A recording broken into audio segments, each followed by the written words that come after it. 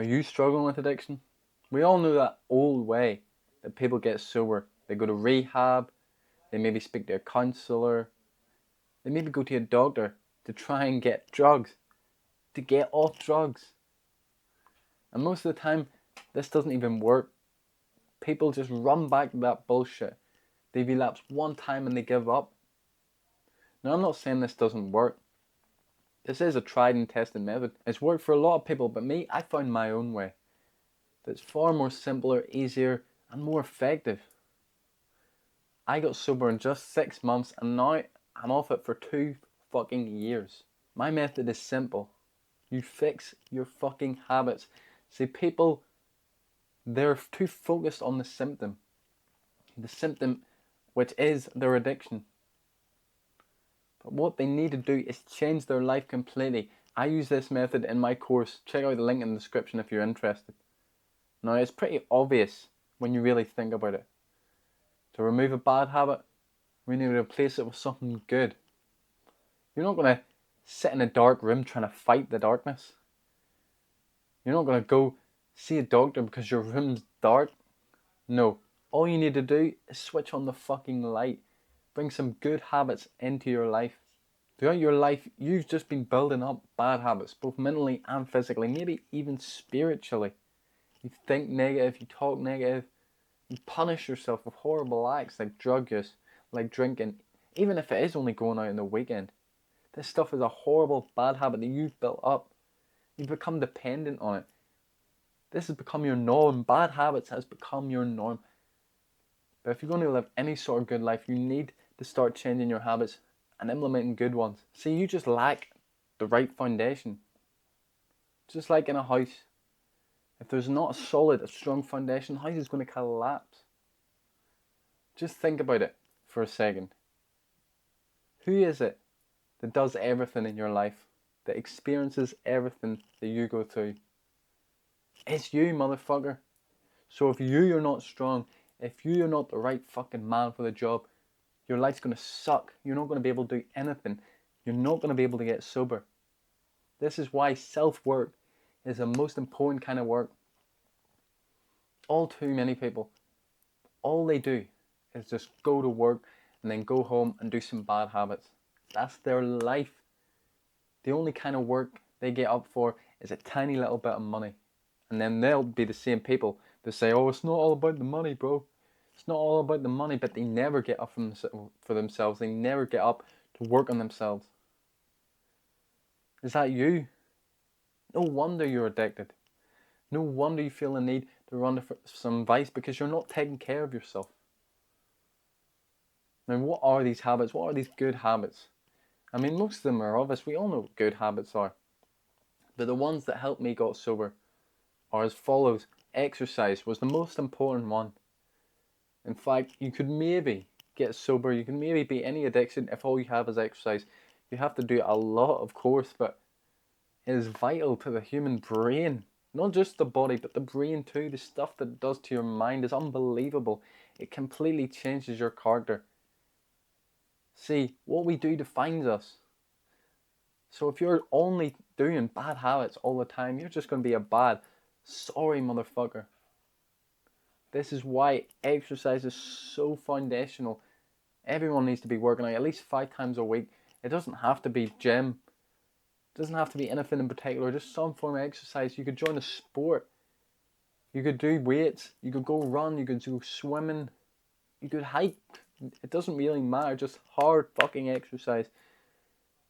It'll build discipline. It'll change your brain. And it'll make you more grateful for life. Because we all know how good it feels to work out.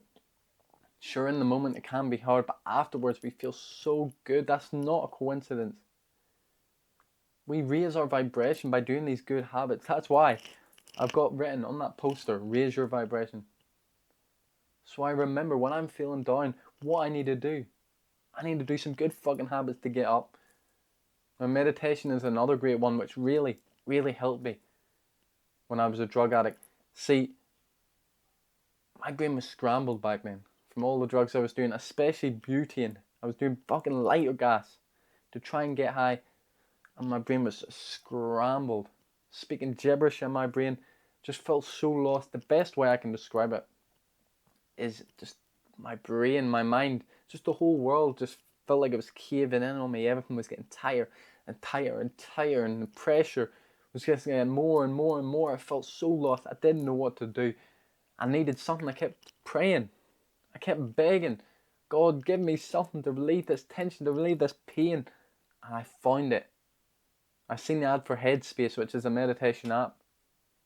I tried it. It's free for 30 days. So I tried it for just 10 fucking minutes.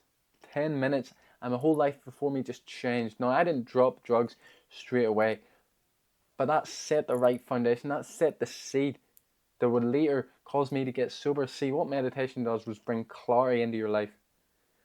If you're feeling lost, confused, it's because you don't fucking meditate. See, the world as we view it, or as most people view it, is wrong. We've got this cloudy lens. We think we're our thoughts. We think we are our feelings. But that is not you. That's just another layer clouding you. Your presence, your awareness. You're the one that is experiencing all this. If you were your thoughts, then as soon as you stop thinking, you wouldn't exist. Imagine if all you were your feelings. This happiness, this sadness. Yes, we chase it. We chase these good feelings like it is us, but it's not. The reason you're able to experience it is because it's not you. If you observe something, that means that we are not it. This isn't you, this is your hand. This isn't you, this is your body. Breath work is another thing that's really similar to meditation. Now, I didn't do this back then, but recently I've discovered it, and it's so good for bringing you into the present moment. And now, before I record all my videos, I always do breath work. It's also good when you pair it with meditation. So you do breath work, and then you go meditate.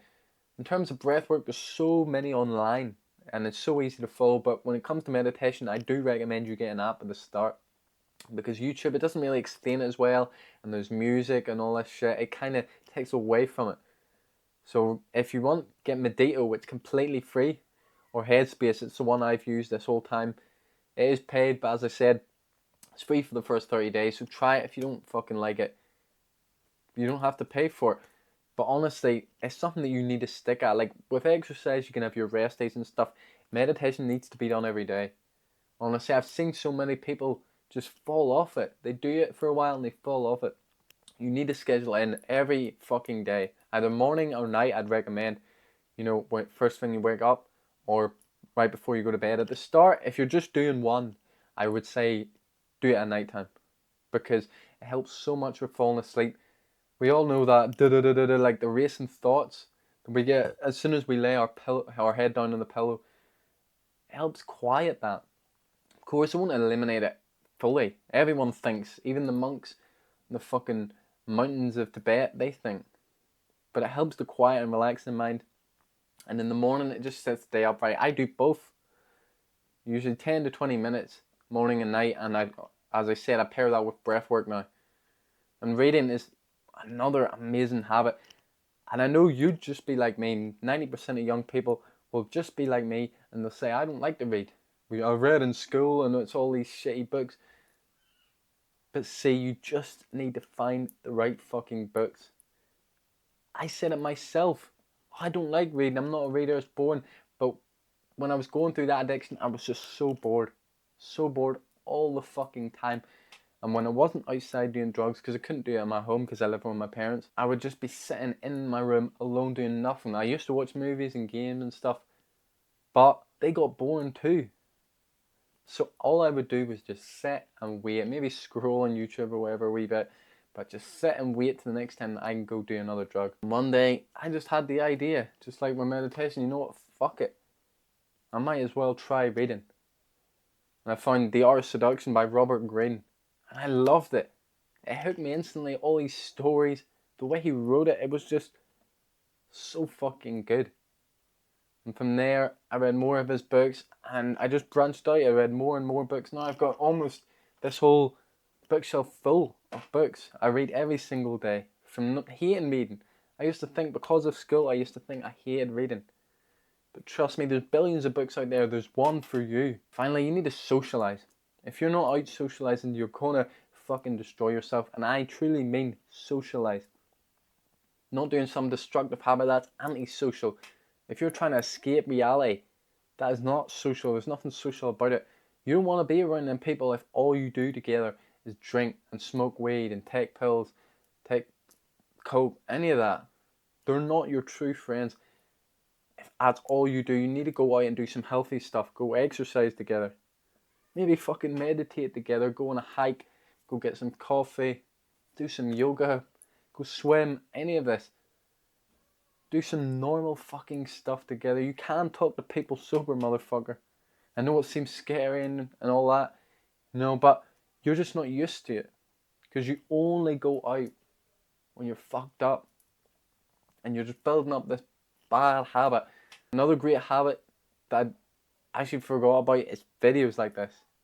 You need to watch videos like this because they will change your brain. The content we consume changes us. We all know that saying, you're the average of the 5 people we like to hang around the most. Nowadays, it also matters the content that we consume. Even the movies and stuff, they've changed in our brain.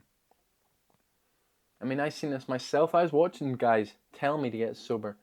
Self-improvement YouTubers tell me a better way of life. Wow, I was fucking up my life, but slowly and surely it was changing my brain, and eventually I seen the light. I couldn't go back. So watch as much videos like this. When you're trying to get sober, you need to just binge watch videos like this. You don't have to watch me. It could be anyone telling you to get sober, telling you how to get sober. And you need to watch how you're thinking. That's one of the worst habits.